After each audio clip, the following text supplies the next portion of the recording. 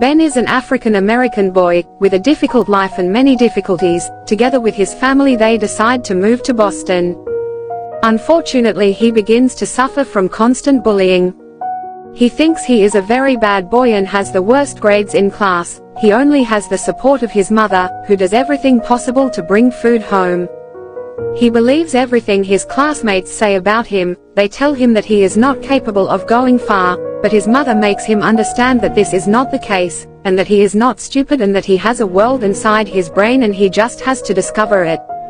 The days go by and both Ben and his brother waste a lot of time watching television programs that do not provide them with anything positive. And this makes Ben's performance at school increasingly lower.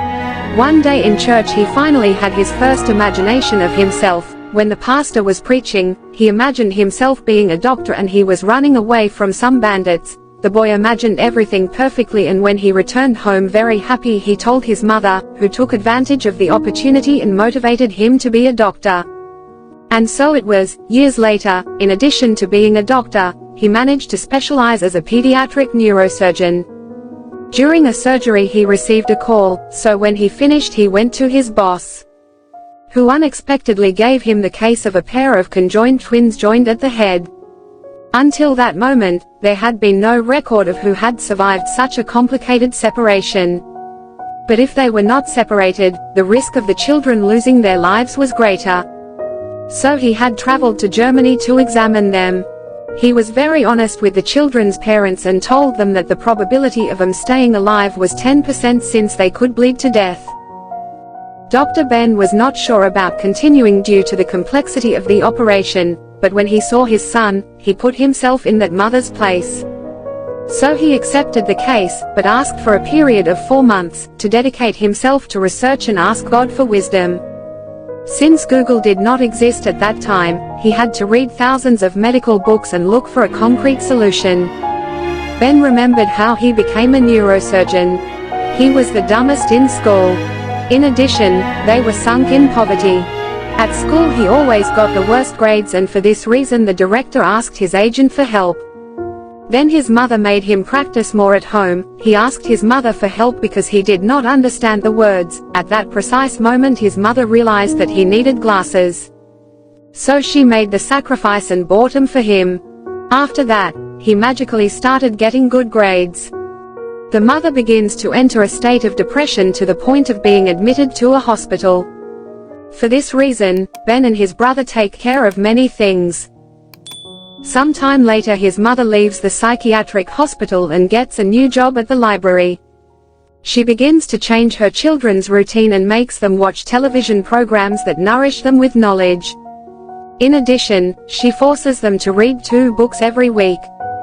From that moment on, he began to be interested in reading and knowing the meaning of each unknown word. In this way he stopped being the idiot of the class. He had progressed so much that on television programs he answered almost all the questions quickly, since his vocabulary was very wide. 4 years later Ben gets the academic certificate for being the #1 student.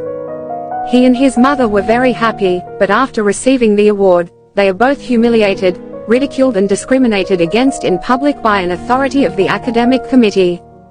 So at that moment, they take the award away from him and give it to one of his classmates with a light skin tone. Ben and his mother leave with great dignity and without giving importance to what just happened. After that, they moved and his mother sent him to a better school so that he would be valued. He thought it would be a good thing, but soon he realized that it was not. His new classmates also bullied him. For this reason, Ben begins to change his temperament to the point of becoming very aggressive. Until one day while Ben was listening to his music, his friend went to change the radio station, but Ben didn't like his audacity, so they started arguing and he took an object to attack the boy, but miraculously nothing happened. Thanks to the belt on his pants that protected him, very repentant he runs home. He hugs the Bible and asks for forgiveness, with all his heart, begging him to get rid of that anger that he has inside him. Years later, at university, he listens to a lecture about the wonders of the brain, and then discovers that he wants to be a neurosurgeon. He tells his wife Melissa about it and she supports him in his studies, so he begins to prepare, even dreaming about the exam. When the day of the exam arrives, he remembers the dream and successfully completes it, obtaining the best grade.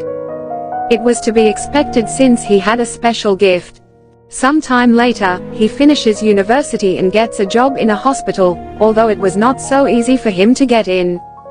He managed to convince Dr. Alvar Heli on his first day of work. The head nurse, upon seeing the color of Ben's skin, did not believe that he was a doctor. However, with his attitude, he wins the affection of everyone. One day, an emergency arrives and there is no doctor available. So Ben is forced to take the risk of the operation. In the end, he is congratulated by the director since everything is fine. It had been a success, thanks to having made the right decision years later. This is how Ben becomes a pediatric neurosurgeon, and he starts to receive complex cases from all over the world, from children who give him no hope. But he always looks for a way to solve the problem and manages to cure them. But one day a very special case arrives, that of a girl called Cynthia diagnosed with epilepsy with mental retardation. Her parents are desperate and sad. They no longer want to see their daughter suffer from the recurrent crises she has had for almost her entire life. So the only alternative for the girl to have a normal life is to subject her to an extremely risky operation. Ben is a believer in God and has a lot of faith and always studies each case waiting for answers from God.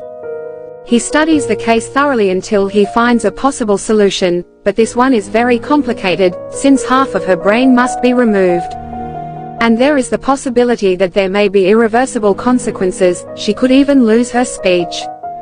As the girl's parents accepted the risk, they prepared the operating room and began the delicate open skull operation, until finally after a long 10-hour day, it was finished. But there was a problem, the girl was not responding. He immediately notified her parents and everyone waited for her progress, and shortly after, when they least expected it, the girl miraculously woke up talking. Within minutes, the hospital was filled with journalists wanting to interview Dr. Ben, who only declared that her brain was a wonderful thing. At nightfall, at home, his wife was pregnant with twins and begins to have problems. So Ben takes her to the emergency hospital. After a long wait and much anguish, the doctor informs him that his wife is fine, but unfortunately, the twins lost their lives. That was very devastating news for him, who feels desperate, having been unable to do anything. His wife is as sad as he is. However, she tells Ben that he must go to work because there are many children who need him. When he arrived at the hospital, he continued to care for the patients with the same love and care as always, accepting his pain with great courage, although sometimes he became discouraged and asked God for help. When he got home, he did what he had been putting up with all day, pray and cry for the loss of his babies. The next day, he received a case of conjoined twins. He spends his time reading all the books and entrusting his gift to God and still has doubts. But a colleague tells him that if he doesn't do that, no one else would do it. The day of the operation arrives, so he organizes the medical team and lets them know that it is a very delicate operation where he must avoid bleeding at all costs. Because if this happens, he will have to sacrifice one of the babies to save the other. And to prevent that from happening, he must stop their hearts for an hour. The same is made known to the parents of the twins. And he tells them that they need to pray. When everything is ready to begin, the tension rises and the anguish is felt in the waiting room, while in the operating room they proceed with the intervention. Almost 7 hours have passed and they still haven't finished. The doctors are working as quickly as possible because by stopping the heart they only have 1 hour left to finish. So it's time to stop hearts and the countdown begins. They are desperate. They are fighting against time, but they manage to finish at the last second. Now they go ahead and start resuscitations. Although the operation took twice as long as expected, Dr. Ben was able to finish on time. After 22 hours, Ben goes to the baby's parents to give them the good news. The parents are very excited and grateful to God and the doctor. Everyone feels very happy, and the doctor knows that without God, he would not have made it. Thanks to God and Dr. Benjamin Carson, the baby survived the surgery and then returned to Germany. Since that operation, Ben has operated on at least 5,000 craniopagus twins, hundreds of children, and hemispherectomy is now an accepted treatment for young children with severe and frequent seizures. He and his wife are founders of the Carson Scholarship for those who strive for academic excellence. As you can see, twins Johann and Stefan have been important in the history of medicine, as they were the first twins who could be separated without either of them losing their lives. Dr. Ben Carson existed in real life and is a clear example of overcoming, and the best example that a mother is the best support for the future of her children. He is currently 72 years old. His color did not limit him from being the best American neurosurgeon, writer and politician. Don't forget to subscribe, share this video of overcoming, leave your comment and give it a like.